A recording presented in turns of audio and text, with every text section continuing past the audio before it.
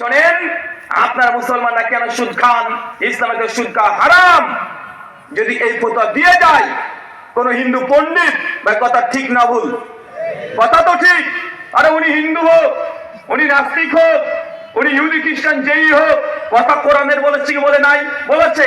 তাই আমাদের কথা কে বলছে এটাকে গুরুত্ব না দিয়ে কার কথা বলা হচ্ছে সেটা গুরুত্বপূর্ণ। মনে রাখবেন, আজকে আমি যে কথাগুলো বলবো, আমার কথাই যদি কোরআনের আয়াত বা হাদিসে কারিমা যদি না থাকে, আমার কথা মানার দরকার নেই।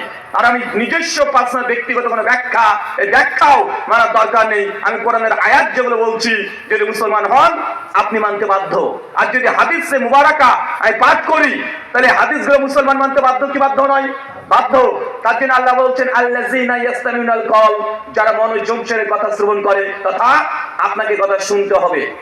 2, এরপরে আল্লাহ বলছেন ইয়াত্তাবিউনা হাসানা, শুধু শোনাটাই সীমাবদ্ধ নয়, শোনার পরে সবচেয়ে উত্তম যে জিনিসগুলো, আসার সবচেয়ে উত্তম জিনিসগুলোকে যে গ্রহণ করার মতো হৃদয়কে উন্মুক্ত রাখে, মানে শুনবো কিন্তু মানবো না, এটা কোন মুসলমানের চরিত্র নয়, এটা ইহুদি খ্রিস্টানের চরিত্র। কার?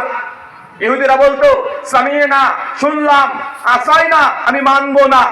নবীর কাছে আসতো, কোরআন শুনতো, মুসা নবীর কাছে যেত, তাওরাত শুনতো, শুনে বলতো যে সামিয়ানা, শুনেছি মুসা তোমার কথা, তুই যা পাঠ করতে শুনেছি, কিন্তু আসাই না, আমি তোমার কথা মানবো না।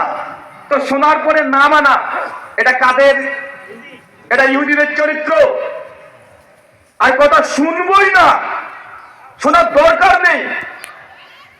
কোরআনের আলোচনা হবে, দূরে গিয়ে আমরা নিজেদের মতো